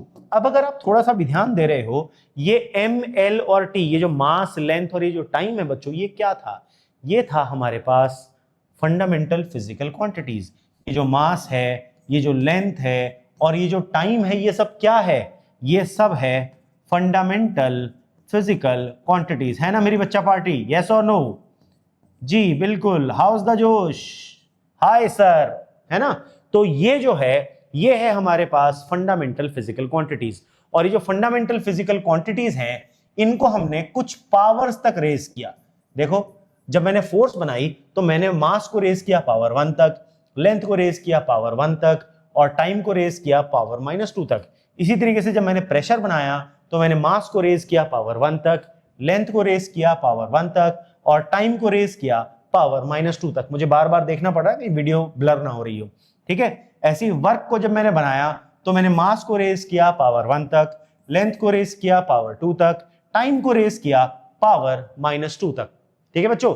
तो ये जो मैंने पावर्स तक रेज किया, इन्हीं पावर्स को बोला जाता है बच्चों डायमेंशंस। तो डायमेंशंस और कुछ नहीं है, फंडामेंटल क्वांटिटीज की वो पावर्स हैं जहां तक आप उनको रेज करते हैं ताकि आप किसी भी फिजिकल क्वांटिटी को एक्सप्रेस कर सके। किसी भी डिराइव क्वांटिटी को जब आप एक्सप्रेस करते हैं तो फंडामेंटल क्वांटिटीज को जिन पावर्स तक रेज करते हैं उन पावर्स को ही बच्चा पार्टी हम बोलते हैं डायमेंशंस। तो डायमेंशंस क्या है? The dimensions of a physical quantity are the powers to which the fundamental quantities must be raised to express that quantity. ये वो पावर्स हैं जिन तक आप किसी भी फंडामेंटल क्वांटिटी को रेज करते हैं ताकि आप उस क्वांटिटी को एक्सप्रेस कर सकें, और इन्हीं पावर्स को बच्चों हम लोग बोलते हैं dimensions of that physical quantity. I hope सबको यहां तक समझ में आ रहा है। एग्जांपल ये क्लियर हुआ डायमेंशंस क्या है, ठीक है। तो डायमेंशंस होती है फंडामेंटल क्वांटिटीज की पावर्स। तो अब अगर एक एग्जांपल देखें, फॉर एग्जांपल मैं आपसे कहता हूं let's talk about kinetic energy. तो काइनेटिक एनर्जी होती है ½ mv²। हाफ तो डायमेंशनलेस है, यहां पर मास के लिए m है और LT-1 वेलोसिटी थी, इसका होल स्क्वायर। तो मेरे पास काइनेटिक एनर्जी का फॉर्मूला आ गया m1L² T-2। तो बोले तो यहां पर मास की डायमेंशन 1, लेंथ की डायमेंशन 2 और टाइम की डायमेंशन -2। डायमेंशन का मतलब यहां पर फंडामेंटल क्वांटिटी की पावर होता है बच्चों, और कुछ नहीं है। सिंपल भाषा में समझे, फंडामेंटल क्वांटिटी की पावर को ही बोलते हैं हम उसकी डायमेंशन। क्लियर हो गया यस और नो? चलिए अब मैं आपको एक ट्रिक सिखाऊंगा बच्चों। पहले पानी पी लूं थोड़ा सा। याद रखिएगा, ये जो मैं ट्रिक आपको सिखाऊंगा, ये देख रहे हो आप यहां पर, ये आपके पास क्वांटिटीज हैं। आपको इन क्वांटिटीज की यूनिट्स का इस्तेमाल करके इनका डायमेंशनल फॉर्मूला बनाना है। अब बच्चों ये डायमेंशनल फॉर्मूला क्या है, ध्यान दे जरा। डायमेंशनल फॉर्मूला और कुछ नहीं है, बस सिंपली ये जो मैंने एक्सप्रेस किया ये क्वांटिटीज को इस फॉर्म में, यही डायमेंशनल फॉर्मूला कहलाता है। तो अब हमें डायमेंशनल फॉर्मूला इन यूनिट्स का इस्तेमाल करके बनाना है। तो ये ट्रिक है, ध्यान दीजिएगा। यूनिट लिखिए न्यूटन मीटर स्क्वायर पर केजी स्क्वायर। 2 मैं करूंगा, बाकी आपको खुद करके दिखाने हैं, ठीक है। न्यूटन मीटर स्क्वायर पर केजी स्क्वायर। तो ग्रेविटेशनल कांस्टेंट के लिए यूनिट है न्यूटन मीटर स्क्वायर पर किलोग्राम स्क्वायर, जिसको मैं लिखूंगा न्यूटन इंटू मीटर का स्क्वायर अपॉन किलोग्राम का स्क्वायर। अगर मान लो फॉर्मूला याद नहीं है यार, अब इतने सारे फॉर्मूला हैं डायमेंशंस के, कौन कौन याद रहे, तो नहीं याद है तो अगर आपको क्वेश्चन में यूनिट दी हो तो आप डायमेंशनल फॉर्मूला यूनिट से ही बना सकते हैं बच्चों। ये ट्रिक सिखा रहा हूं, बुक में नहीं गिवन है, पर इस ट्रिक से आप कई बार बच जाएंगे सवाल को गलत करने से, ठीक है। तो न्यूटन जो होती है, अब इसके लिए थोड़ा सा बेसिक, थोड़ा सा कॉमन सेंस आपके पास होना जरूरी है। यानी आपको इतनी नॉलेज होनी चाहिए कि भाई ये यूनिट फलानी क्वांटिटी की है। ये अगर आपको इतना बेसिक पता है तो आप ये जुगाड़ लगा पाएंगे। जुगाड़ ही है एक तरह का, ठीक है। अब देखो, न्यूटन होती है फोर्स की यूनिट। फोर्स का डायमेंशनल फॉर्मूला होता है MLT-2। बेसिक डायमेंशनल फॉर्मूला अगर आते हैं तो आप ये कर सकते हैं, अदरवाइज नहीं। लेंथ की पावर 2 अपॉन मास की पावर 2, ठीक है। तो देखो क्या बन गया, m की पावर बोले तो 1 और यहां से -2, लेंथ की पावर 1 और +2 और टाइम की पावर -2। तो मेरे पास ग्रेविटेशनल कांस्टेंट का फॉर्मूला आ गया m-1 L³ T-2। This is the dimensional formula for gravitational constant, universal gravitational constant capital G। समझ में आया कैसे निकाला हमने ये? तो ये जो मेथड में आपको ये जो ट्रिक सिखा रहा हूं बच्चों, ये ट्रिक कई बार हमारे सवाल सही करवा देती है, क्योंकि हमको सारे डायमेंशनल फॉर्मूला तो याद नहीं होते यार, अब कैसे करें। तो अगर क्वेश्चन में आपको यूनिट दी गई हो तो आप इस ट्रिक को लगा करके एक्चुअली में क्वेश्चन सॉल्व कर पाएंगे। आई होप सबको समझ में आया ये कॉन्सेप्ट, यस और नो? चलिए अब देखते हैं एक और इसका पार्ट दूसरा है, आपको दिया गया यंग्स मॉड्यूलस। अब यंग्स मॉड्यूलस की यूनिट यहां पर लिखी है newton per metre square. Young's modulus की यूनिट लिखी है न्यूटन पर मीटर स्क्वायर, यानी newton divided by metre square है। अभी जो न्यूटन है बच्चों, ये यूनिट होती है फोर्स की mL/T-2, और ये जो मीटर है ये यूनिट होती है लेंथ की, तो लेंथ का स्क्वायर। तो अगर देखें हम m की पावर 1, l की पावर 1-2 और t की पावर -2, तो आ गया m1 l-1 t-2। ये आ गया dimensional formula for Young's modulus. समझ में आया बच्चों? अब आपको करना क्या है, ये जो बाकी बचे हुए हैं 4, ये आपको खुद करने हैं, ठीक है। पावर, कोफिशिएंट ऑफ विस्कोसिटी, देखो ये जूल है, एनर्जी की यूनिट सेकेंड। पास्कल प्रेशर की यूनिट होती है, तो pressure into time second. Surface tension newton upon metre. Planck's constant JS, J है जूल सेकेंड, तो जूल एनर्जी वाली यूनिट होती है, वर्क वाली होती है। उसके डायमेंशनल फॉर्मूला मैं आपको बता चुका हूं, तो उन्हीं बेसिक डायमेंशनल फॉर्मूला का इस्तेमाल करके आप ये सारे डायमेंशनल फॉर्मूला बना सकते हैं, ठीक है। तो ये 4 आपको खुद करके दिखाने हैं और कमेंट बॉक्स में आपको इनके आंसर लिखने हैं कि आपने इनको कैसे कैलकुलेट किया और क्या आंसर निकाला। नो चीटिंग, बुक से चेप करके नहीं लिखना है, एक्चुअली में खुद सॉल्व करना है, क्योंकि ये मैं आपके लिए एक ट्रिक लेकर के आया हूं जिससे आप इस तरह के सवालों में जिसमें ये यूज होते हैं आप इनका आंसर दे पाए। समझ में आया बच्चों?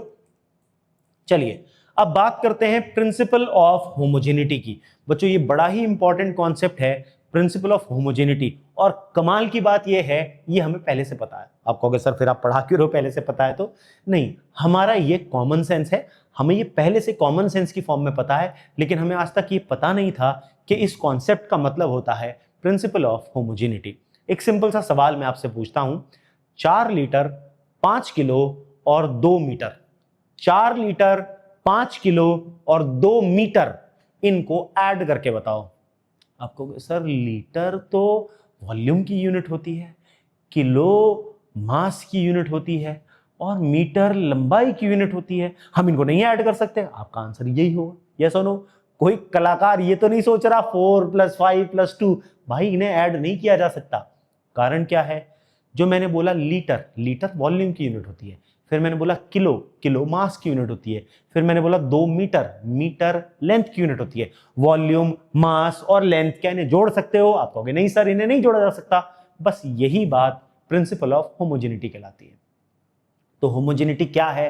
प्रिंसिपल ऑफ होमोजेनिटी सिंपली ये कहता है कि हम सिर्फ और सिर्फ उन्हीं क्वांटिटीज को ऐड या सब्ट्रैक्ट कर सकते हैं। याद रखना, ऐड या सब्ट्रैक्ट। मैं यहां पर मल्टीप्लाई या डिवाइड की बात नहीं कर रहा।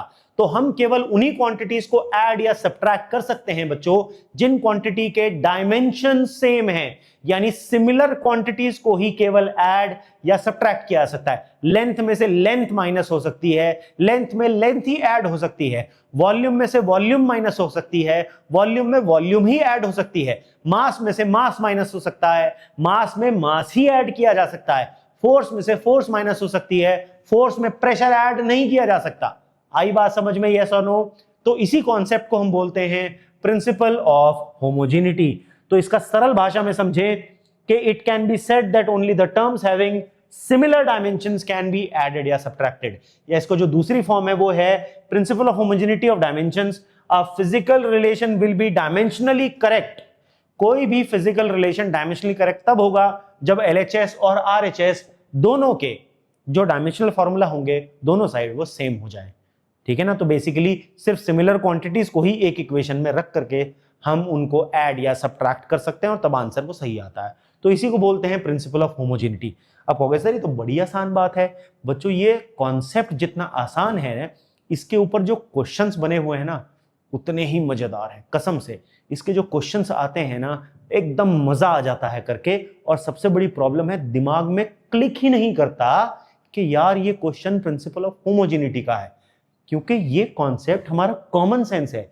तो हमें याद ही नहीं रहता कि यार ऐसी कोई चीज लग सकती है क्वेश्चन में। क्वेश्चंस दिखाऊंगा, बड़े लाजवाब क्वेश्चंस हैं, मेरे साथ करने हैं सबको। कॉपी पेन लेकर के बैठना, तभी मजा आएगा इस लेक्चर का और तभी फिजिक्स से प्यार, इश्क और मोहब्बत हो पाएगा, अगर ढंग से डिसिप्लिन के साथ फिजिक्स को आप पढ़ेंगे तो।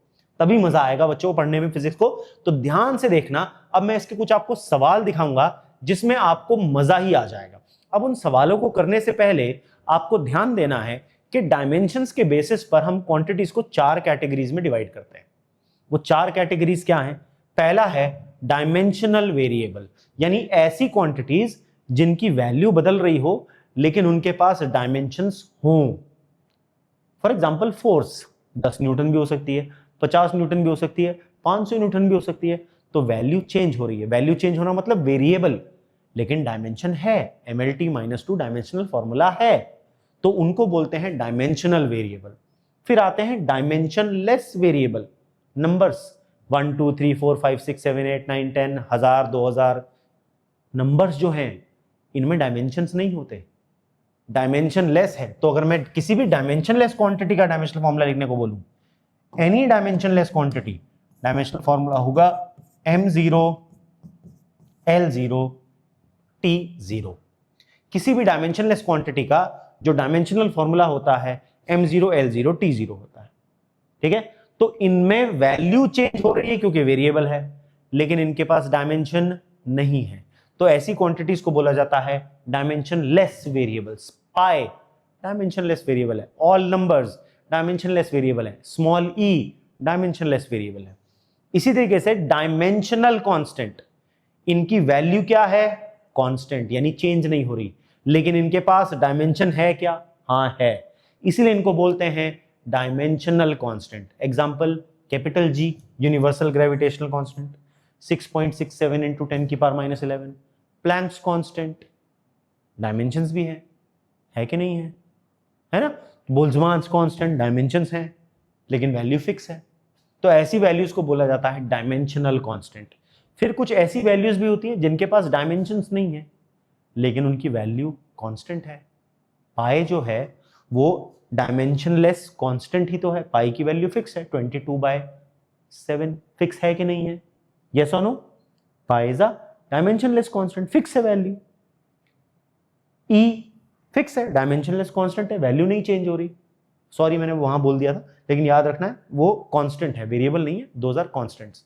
नंबर्स वेरिएबल्स हैं, लेकिन जो ये पाई है, ई है, ये डायमेंशनलेस कांस्टेंट है, इनके पास डायमेंशन नहीं है लेकिन इनकी वैल्यू एकदम फिक्स है। पाई की 3.14 है, इतनी ही रहने वाली है, चेंज नहीं होगी। क्लियर है बात? यस और नो? अब करते हैं कुछ questions based on the principle of homogeneity. जल्दी से स्क्रीन का स्क्रीनशॉट लो ताकि आपके पास ये जो क्वेश्चन है ये आपको मिल पाए। जल्दी से लो,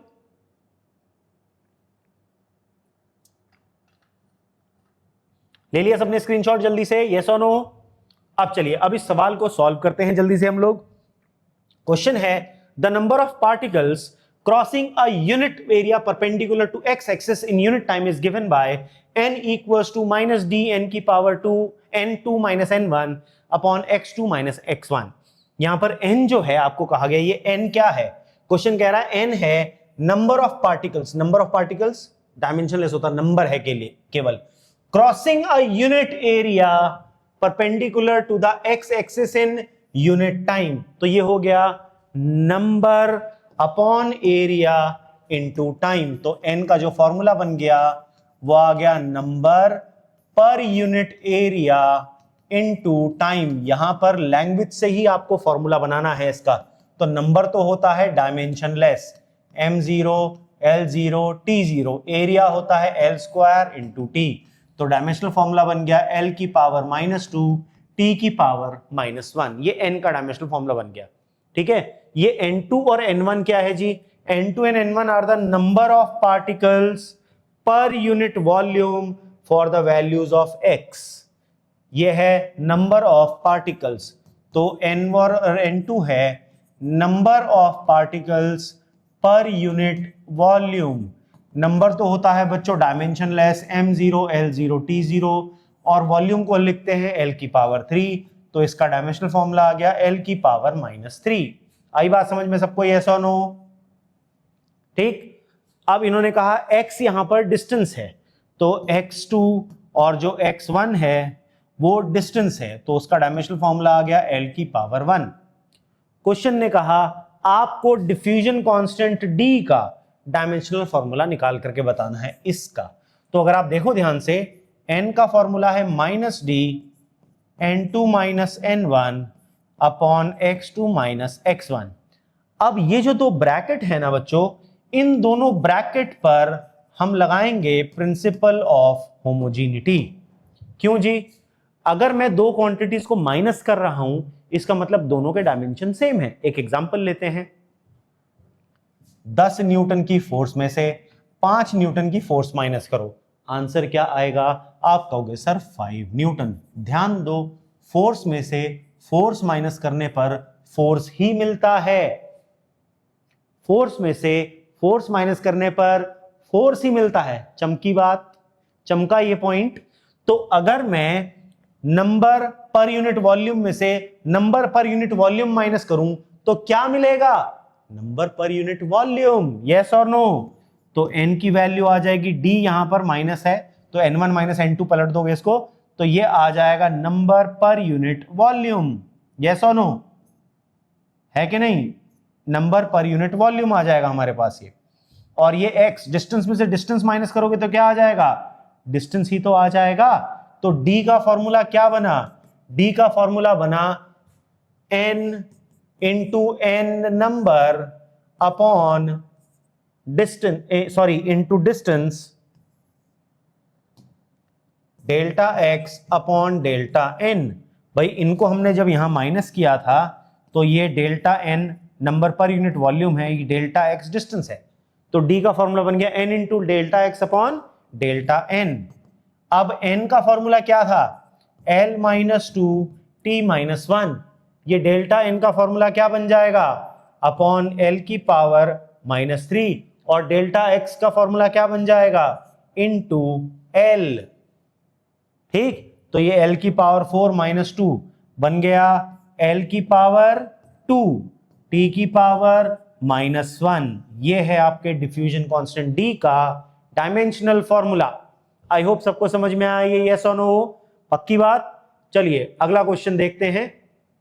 क्वेश्चन है, find the dimensions of a into b in the relation p equals to b minus x square upon a t. आपको a इंटू b कैलकुलेट करके बताना है। रिलेशन है p equals to b minus x square upon a t. यहां पर p आपको दी गई है पावर है, x दिया गया है डिस्टेंस है, और t यहां पर दिया गया है टाइम। जल्दी से सॉल्व करने की कोशिश करो जल्दी से आप। तो यहां पर आपको फॉर्मूला दिया गया है p equals to b minus x square upon a t. सबसे पहले अगर आप ध्यान से देखो, जब भी कहीं माइनस और प्लस आता है दिमाग लगाओ, यहां पर हम लगा सकते हैं principal of homogeneity. Principal of homogeneity क्या कहता था? सिर्फ उन्हीं क्वांटिटीज को ऐड या सब्ट्रैक्ट किया जा सकता है जिनके डायमेंशन सेम हो। तो इसका मतलब b minus x square L square के बराबर होना चाहिए। x डिस्टेंस है ना, अगर मैं एक्स स्क्वायर का डायमेंशनल फॉर्मूला बोलूंगा क्या आएगा? एल स्क्वायर ही तो आएगा। तो अगर मैं एक्स स्क्वायर को किसी क्वांटिटी में से माइनस कर रहा हूं तो आंसर एल स्क्वायर ही तो आना चाहिए। यस और नो? तो इसका मतलब b का डायमेंशन किसके बराबर है? एल स्क्वायर के बराबर। तो b का डायमेंशन आ गया। इसी तरीके से अगर आप ध्यान से देखो, a इंटू टी जो दी गई है वैल्यू, अगर a का फॉर्मूला बनाएं तो ये b minus x square upon p into t आ जाएगा। ये जो b माइनस एक्स स्क्वायर, ये तो डिस्टेंस का स्क्वायर हो गया, और पावर का डायमेंशनल फॉर्मूला मैंने लिखवाया था m L square t minus 3 होता है। पावर होता है वर्क अपॉन टाइम, है ना, और टाइम का डायमेंशनल फॉर्मूला होता है t की पावर 1। तो a का जो डायमेंशनल फॉर्मूला है, एल स्क्वायर से एल स्क्वायर खा गया एक दूसरे को, तो m माइनस 1 टी क्यूब, और सॉरी टी की पावर 2। देखो ये आ जाएगा 3 माइनस 1, तो टी की पावर 2 बन जाएगा। ये आ गया जी आपके पास, a आ गया। क्वेश्चन ने क्या कहा था? देखो क्वेश्चन ने कहा था a इंटू बी निकालना है, यानी इन दोनों को आपको मल्टीप्लाई करना है। तो जब हम a इंटू बी करेंगे तो ये आ जाएगा m minus 1 l square t square. This will be your answer बच्चों। आई होप सबको समझ में आया, यस और नो? ये क्वेश्चन क्लियर हुआ? देखो इन क्वेश्चंस में कहीं से कहीं तक समझ में नहीं आता कि ये क्वेश्चंस प्रिंसिपल ऑफ होमोजेनिटी के हैं। तो इन क्वेश्चंस पर खास ध्यान देना है, क्योंकि ये क्वेश्चन हमें ट्रिक कर जाते हैं कि ये प्रिंसिपल ऑफ होमोजेनिटी के सवाल हैं, इसीलिए ये बहुत इंपॉर्टेंट बन जाता है कॉन्सेप्ट बच्चों। तो आपको यही ध्यान देना है। आई होप सबको समझ में आ गया यहां तक। यस और नो? मजा आ रहा है कि नहीं आ रहा है? लगने लगा है फिजिक्स से प्यार, इश्क और मोहब्बत? तो जल्दी से चैनल को सब्सक्राइब करो, फटाक से सब्सक्राइब करो, वीडियो को शेयर करो और अपना प्यार कमेंट्स में जरूर देना। और ध्यान रखना है आपको मुझे फॉलो करना है, ठीक है ना? मैंने आपको इंस्टाग्राम आईडी दी अपनी @RogerVivianGill, मेरा फेसबुक है, और आपको टेलीग्राम चैनल जरूर ज्वाइन करना है बच्चों। टेलीग्राम चैनल का मैंने आपको दिया था लिंक, जो है t.me/RogerGill ध्यान रखना इसमें स्पेस नहीं है, जो चैनल का नाम है ना ये वही है, बस इसमें स्पेस हट जाता है। t.me/RogerGill पर आप मेरे जो चैनल है टेलीग्राम चैनल, आप उसे फॉलो कर सकते हैं। आई होप समझ में आया सबको। चलिए, ये बड़ा ही फेमस क्वेश्चन है, ये आप में से बहुत सारों के स्कूल में भी हो सकता है आएगा। तो इस क्वेश्चन को ध्यान से पहले स्क्रीनशॉट ले लो, फिर सवाल करते हैं। और अगर कोई ट्राई करना चाहे तो वीडियो को पॉज करके पहले सवाल को लगाने की कोशिश करो। देखो बच्चों, सवाल को कभी भी करना हो, सबसे पहले ध्यान रखना आंसर देख करके सवाल नहीं करना, पहले सॉल्यूशन देख करके सवाल नहीं लगाने हैं आपको। आधी जंग तो आप वहीं हार गए। आपको सवाल को देखना है केवल, और कोशिश करनी है अपने दिमाग को चलाने की कि कैसे आप उस सवाल के साथ जूझ सकते हो। देखो, जब आप किसी सवाल से लड़ाई करोगे तो आप कुछ सीखोगे, हमेशा कुछ ना कुछ नया कॉन्सेप्ट अपने दिमाग के हिसाब से आप बना दोगे, जिससे आपको अगली बार वो हमेशा याद रहेगा। तो प्लीज ये चीज याद रखना है, सवाल से लड़ाई करनी है, हमें सवाल से डर करके भागना नहीं, ठीक है? तो सवाल है, वॉन्डरवॉल्स इक्वेशन दी गई है P + A/V² into V - B = RT। आपसे कहा गया आपको डायमेंशंस ऑफ A और B और जो यूनिट्स ऑफ A और B ये दोनों निकालना है। आपको A और B का डायमेंशन भी बताने हैं और आपको सवाल में A और B की यूनिट भी बतानी है। ये क्वेश्चन है, अब इसको ध्यान से समझना है आप लोगों ने कि इसको कैसे करना है। तो देखो, P + A/V² into V - B = RT। अब यहां पर ये जो P है ये है प्रेशर,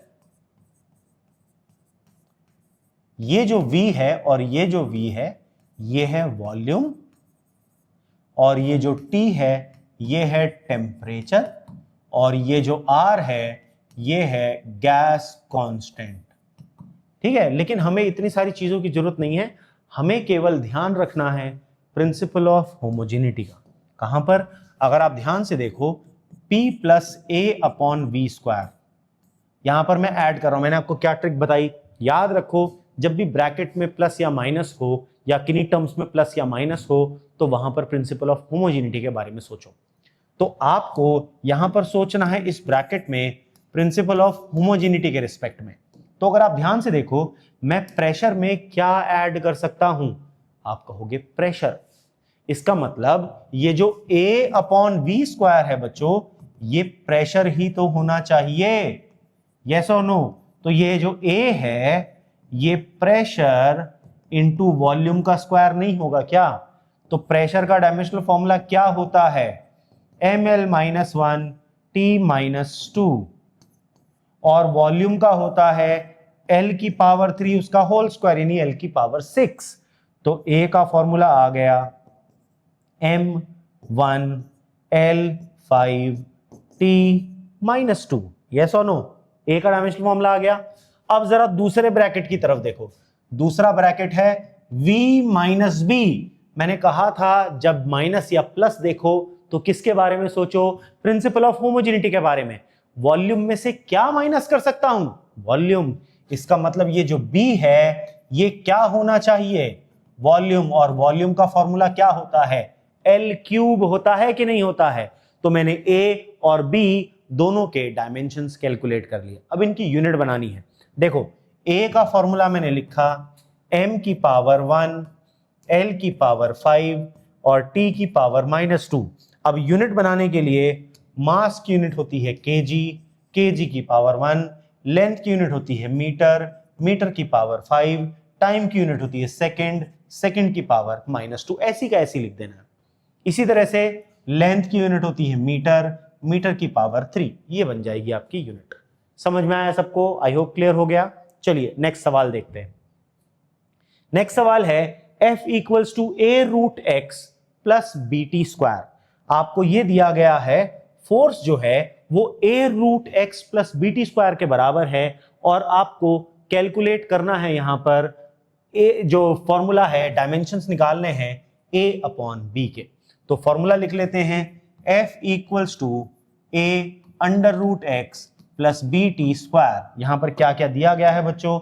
आपको कहा गया है F है फोर्स, X है डिस्टेंस और T है टाइम, ये आपको कहा गया है। ठीक है, अब मैंने आपको बताया जब भी प्लस माइनस देखो ऐसे सवाल में तो किसके बारे में बात करोगे आप?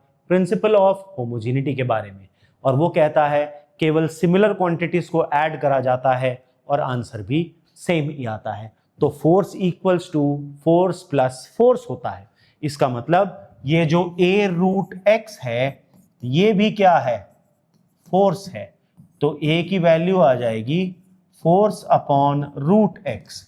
फोर्स होता है बच्चों mlt-2 और ये है डिस्टेंस, l है डिस्टेंस और रूट को बोलते हैं पावर हाफ। तो आपके पास a का फॉर्मूला आ गया ml m1 L1 minus half t minus 2। तो a का फॉर्मूला आ गया m L half t minus 2।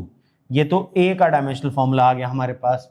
अब प्रिंसिपल ऑफ होमोजेनिटी कहता है force equals force plus force. तो इसका मतलब ये जो बी टी स्क्वायर है ये भी क्या है? फोर्स। तो इसका मतलब b की वैल्यू आ जाएगी बच्चों force divided by t square. Yes और नो? यही वैल्यू आएगी हाँ की ना? तो हम लिखेंगे b equals to force ml t minus 2 upon t square. तो b का फॉर्मूला आ जाएगा ml t माइनस 4। ये भी आ गया। लेकिन सवाल ने क्या आपसे a और b पूछा? सवाल ने पूछा a डिवाइडेड बाय b निकालो। तो अगर आपसे a डिवाइडेड बाय b कहा गया तो a का है m l half t minus 2, इसका है m l t minus 4। m से m खा गया एक दूसरे को तो अब ये आ गया l की पावर हाफ माइनस 1 t की पावर माइनस 2 प्लस 4। तो आ गया l की पावर माइनस हाफ और t की पावर 2। ठीक है, ये आ गया आपके पास a अपॉन b का डायमेंशनल फॉर्मूला। क्लियर हो गया बच्चों सबको यहां तक? यस और नो? चलिए एक सवाल और है, इस क्वेश्चन को जरा फटाफट से स्क्रीनशॉट लीजिए और कोई अगर ट्राई कर सकता है तो वीडियो को पॉज करके ट्राई करो, फिर उसके बाद मेरा सॉल्यूशन देखना।